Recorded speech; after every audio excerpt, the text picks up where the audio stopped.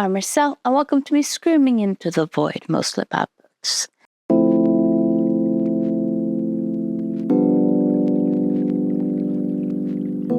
In 2025, Alma created the Reading Through Time readathon, where you have the challenge of reading one book from each century and one book from each decade in the 1900s. And I decided to make it a bit extra by widening the centuries and widening the number of books I was going to read for each decade. I didn't manage to read this challenge in 2025, so I'm continuing into 2026. And I am now ready with video 4 in this series. So for this video 4, I was going to read a book from the 1st, 2nd, and 3rd century, in addition to the 18th century. And then I was going to read books from the 1940s to the 1949s. So the books I read for the 1st, 2nd, and 3rd century was the Chinese Book of Etiquettes and Conduct for Women and Girls. The 2nd century was the Golden Ass. And the 3rd century was How to Take Care About Animals by, among other things, the philosopher Porphyry. Now, of those 3 books, I really enjoyed reading about the Golden Ass, which is about a man who is turned into a donkey and is, because he's still human inside, is the most intelligent donkey that has ever existed. And everyone is oohing and ahhing over this very intelligent donkey. And he becomes a very famous donkey that fun things happen to. And at the end, he's turned back into human. And the lessons were not learned on the way. It is pure comedy, and quite similar to, for example, a Shakespearean comedy. And I'm a bit, to be honest, I loved the story, but I was a bit surprised over the fact that this is a story that you tell and not a play, because so much of what that story is about is visual humor. So it's 2 men who are surprised that there is a donkey that eats human food, for example. Or there is about women who want to have sex with this very famous donkey because he's so famous, and therefore having sex with him would highlight something in their lives. And in my brain, it felt like I was watching something that should have been visual comedy. It should have been played out in front of me with pratfalls and all of that other wonderful visual humor, and it would be hilarious. And I liked the story, but it felt like it was written in the wrong medium. So I was a bit confused about that, of why this wasn't a play. But please leave your comments if you have read it or what I'm not getting in regards to this. For the 18th century, I read The Sorrows of Young Werther. I have heard a lot about this book. It's one of the large classics. It's about introducing emotions, and that emotions are so big, and I can't. It's too much for me.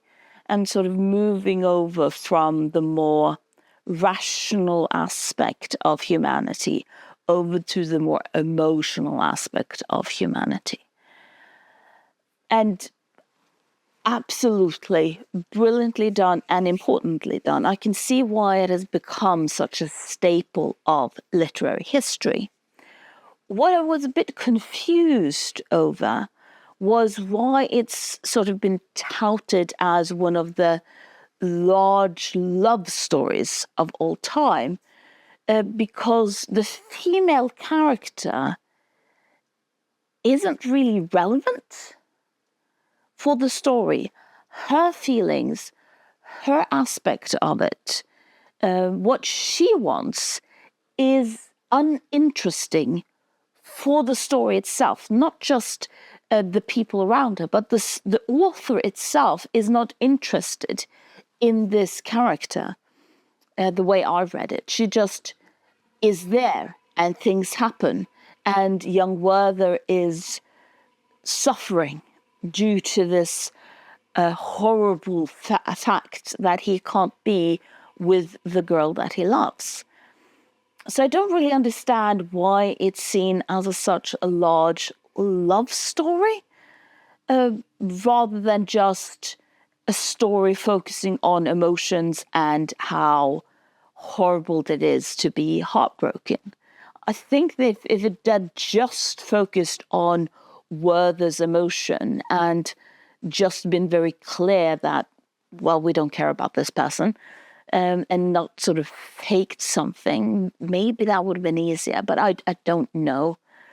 My husband says I have a tendency to be quite critical if there are characters in the story that isn't well written, that should have been well written. So when the book itself isn't interested in its own characters, but maybe there is something here that I am missing. Then I have read books sort of written and published in the 1940s. I've read one from Africa, one from America, one from Asia, one from Europe, and one from Oceania. And if I'm going to say something coherent about all of them, well, not all of them, but one thing that I sort of felt went through several of the book is that the 1940s is clearly the decade of nostalgia out of just the books that I have read. For Africa, I've read Naguib Mahfouz, Midaq Ali, which is his nostalgic view. And when I'm talking about nostalgic, I mean bleak nostalgia. I'm not saying, oh, things were better before, but almost the opposite. It's almost like it's talking about how horrible their own upbringing is. Because in Midaq Alley it's a street in Cairo, and this is very clearly a part of the poor part of Cairo, and a lot of poor people are living there and they're just trying to survive. And there is a lot about the politics and the culture and the community that is helping people survive, even if they can't. And the same thing you have with Carson McCullers, The Heart is a Lonely Hunter, which is a book that very much, from the start, made me think about Of Mice and Men. And of course, how do we tell the story of the Depression in the US? So Of Mice and Men is, of course, about two laborers, one with a mental disability, who travel around and try to get work during the Depression. And The Heart is a Lonely Hunter starts with two people who have a disability, who one is sort of shipped off into in a form of insane asylum, and the other one who is trying to just do the best he can. So you can see there is a lot of sort of parallels in, again, the nostalgia and recontextualization of the Depression and the 1930s in this book. The same you can say with Osamu Dazai, No Longer Human. That's not really a decade of nostalgia, but more about a man who is struggling to become a man and therefore wanders off and can't really connect with anyone. Arthur Koestler, which I read for Europe, wrote Darkness at the Noon. Arthur Koestler was someone who fled from the Soviet Union and the communism, and Darkness at Noon is a form of retelling, a form of reimagination of how it was in the Soviet Union for him and the torture that they endured. So Darkness at Noon is sort of a description of that form of darkness. And for Oceania, I read Miles Franklin, My Brilliant Career. Number 2 is the one that was published in the 1940s. I also read My Brilliant Career, that came out around 1900s. And this was probably, you still have the theme of nostalgia, still have the theme of looking back at how things used to be. But this time, at least, it is a bit more positive. My Brilliant Career by Miles Franklin is very similar to Anne of Green Gables or Pippi Longstrump, if you know any of those stories, and is about this young girl who is spiky and sort of plunky and has a brain, but is of course living in a society where women don't even have the right to vote. So My Brilliant Career is about her sort of growing into being a woman, very much arguing for that you can have women who are, well, humans and functioning humans. And My Brilliant Career, which was written 40 years after this one, picks up very much when the first book was written. And I think that is also why this very much feels like a book about nostalgia, because My Brilliant Career that Miles Franklin wrote, she wrote that one when she was a teenager. So she was a teenager writing about a teenager, while now she is a 60-year-old woman writing about her teenage years, or this main character's teenage years. So there is a sort of looking back at everything that has happened, and again through, well, maybe not so much with No Longer Human, but all of the others, a form of discussion of how do we tell this story?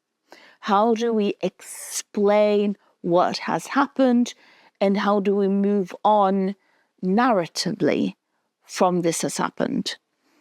And so in a sense, none of the books that I picked out, and I just tried to pick out some books randomly, so there weren't sort of an idea when picking them out, but none of the books really were talking about what I thought they were going to write about, which was the big world war that was going on in the 1940s. No one was really interested in that directly. No one was talking about the Second World War. But they were, I think, starting to talk about how do we contextualize things? How do we tell this story? And maybe that is why none of the books are about the Second World War, because to tell a story about a trauma, especially a large collective trauma, you need tools to be able to do that. You need tools to understand how can we figure out what this means. What is the collective narrative that we are going to use to be able to explain both to ourselves, but also to the next generation, what was going on right now. And maybe in these books, you can see a form of hints to them trying to get at these tools and trying to understand, well, how do we tell a form of narrative about something traumatic in that sense. So that was all of the books I read for this part of the leg. What do you think about any of them or my thoughts around the 1940s? And thank you for listening to me screaming into the void.